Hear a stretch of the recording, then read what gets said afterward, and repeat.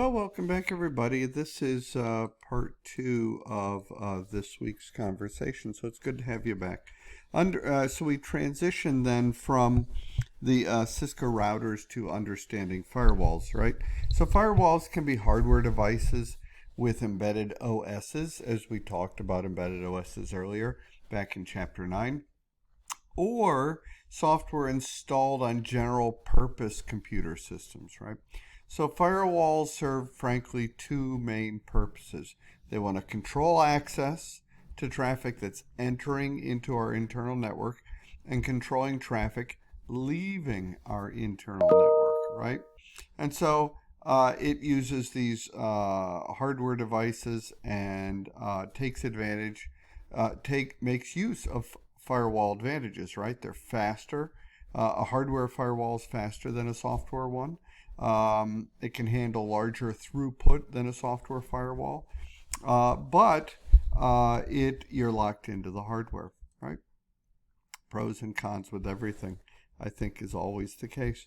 So on larger enterprise networks, firewalls can also protect the internal network segments, right? We talk about segmentation as a good security principle. It's part of the evolution of protecting our perimeter, right? And so when firewalls protect our network segments, what I mean is maybe those containing only application servers, you segment them, or those containing employee workstations, for example, you segment them. So for example, a typical enterprise firewall approach is restricting remote access, remote desktop port TCP 3389.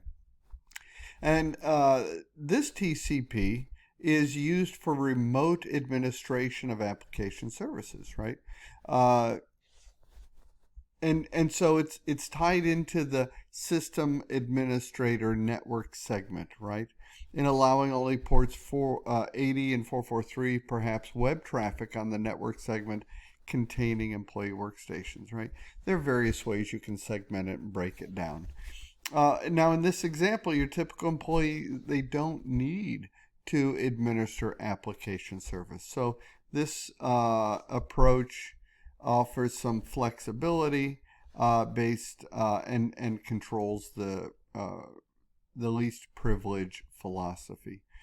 So the disadvantage, again, to the hardware firewalls is that your look into the hardware firewall can be challenging, right, as we addressed on the last slide. But the software firewall disadvantages are configuration issues and that you're relying on a running OS, right? So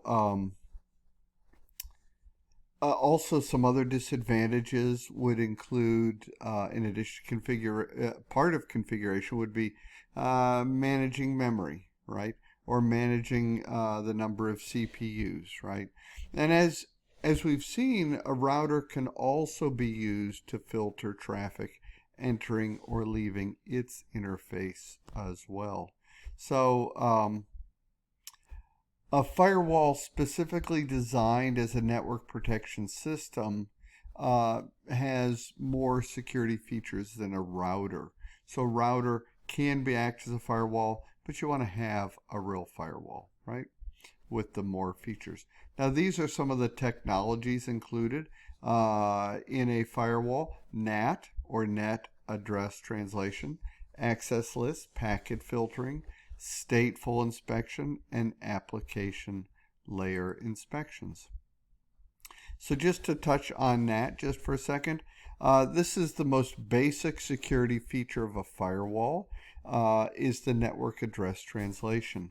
And one job of the security professional is to make sure that we hide the internal network from outsiders, right? So, for example, what if the internal private address should be mapped to a public external IP address, right? Hiding the internal infrastructure from unauthorized personnel. The outside world should see only the external IP address. and it doesn't know the internal IP address that the company uses. After the attacker knows the computer or server's actual IP address, they can then begin to scan that system for open or vulnerable ports. So hiding the IP address can help you prevent these sort of scans. Many organizations use address translation, port address translation, which is PAT, which is a derivative of NAT. Right, and PAT allows mapping, again, internal IP addresses to external IP addresses. We also talked about access lists as one of the ways to filter traffic based on source IP address and destined IP address and ports and services.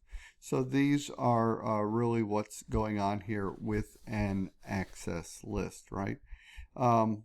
It's similar to creating access lists for a firewall or for a router. Same thing with a firewall, right? Okay, now we have a short celebration of knowledge here. So if you want, pause the recording, look at this question, think about it a little bit. So some users report that they are unable to access the network printing services.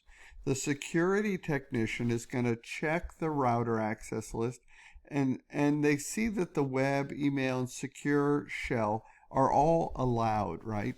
Secure shell, which allows your scripting capability. So which of the following is blocking then the network printing? So pause the video, think about it for a minute. What might you say? Okay, so by now you've looked at it, you've made your decision. I go with implicit deny, right?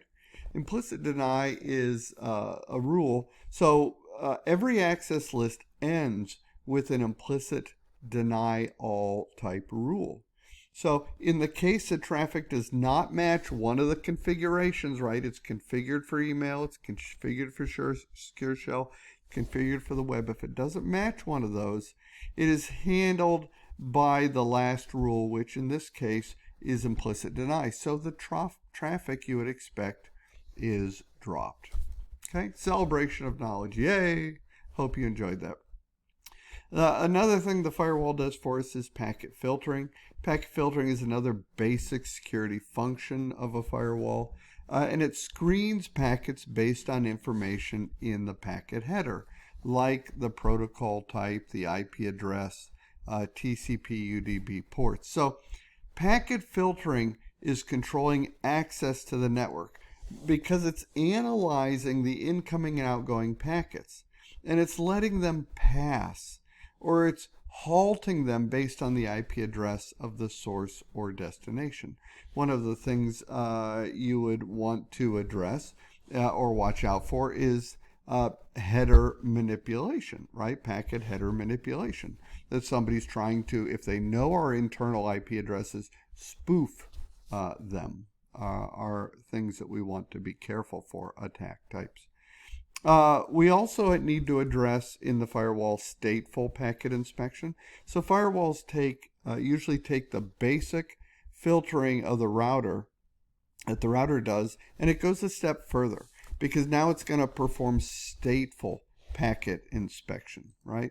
And so stateful packet filters record information in a file called a state table. So in computing, a stateful firewall is this network-based firewall that individually tracks sessions that are going on of these network connections that are traversing the DMZ. And so stateful packet inspection, also referred to sometimes as a dynamic packet filtering, is a security feature that is often used in many of the networks, right? So stateful packet filters recognize anomalies. They're doing the deep dive, right? Not just the packet headers with the IP addresses, but the deep dive. And they're looking for these anomalies that routers, frankly, aren't going to see. A stateless packet filter, they handle each packet on an individual basis. They are not resistant to spoofing or DOS attacks, and they're largely looking at the IP and destination addresses and the ports. Okay.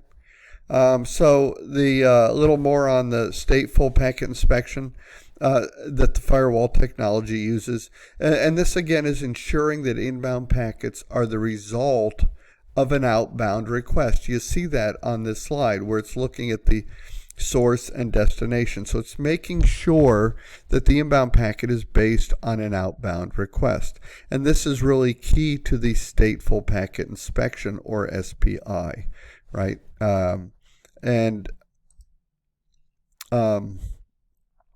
It works at the network layer of the OSI model, and which is layer 3, and it examines some very basic information in the packet. Again, as I mentioned, the packet header, but a little deeper in the stateful, the packet footer, and also determines if the packet belongs in this valid session.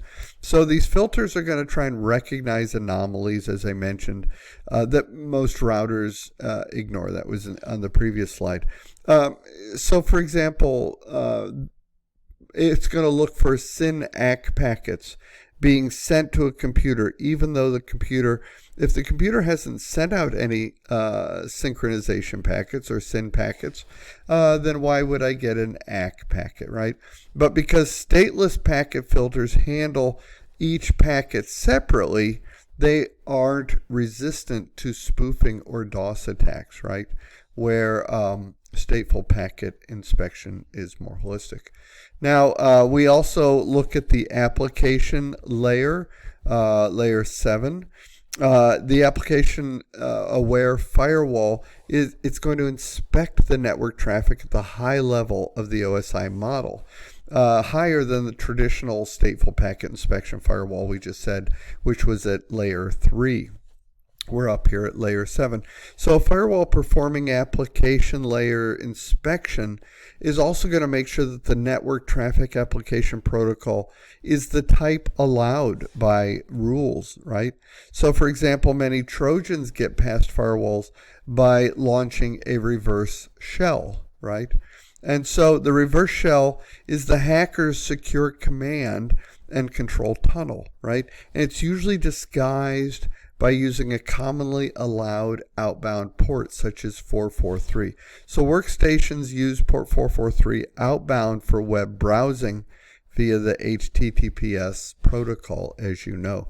So if the reverse shell uses Telnet or SSH protocols on port 443, an application-aware firewall, it can prevent this sort of reverse shell connection out on a port that's reversed for HTTP traffic, right? So my application-aware firewall is kind of acting as a proxy for all connections.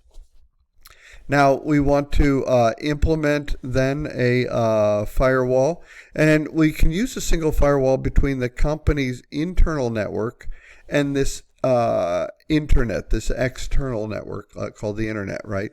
The internet is dangerous because if hackers compromise the firewall, they're going to reduce our risk. And most enterprise firewall topologies here are in a demilitarized zone. So I actually have a firewall on each side of the DMZ protecting my intranet.